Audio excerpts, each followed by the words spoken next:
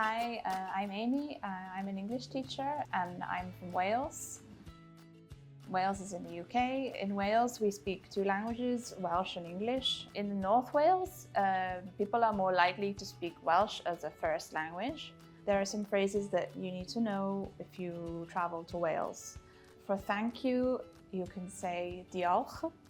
So diolch for please. You could say os gwelwch yn dda. So os gwelwch yn dda. Another phrase, useful phrase is good morning, so bore da. Good night, nos da. So the emblem of Wales is the red dragon. In Welsh, I ddraig goch. So I ddraig goch. It's on the Welsh flag.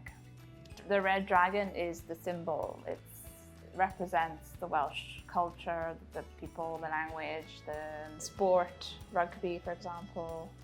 Rugby is the national sport, so it's a Celtic language, like, for example, Cornish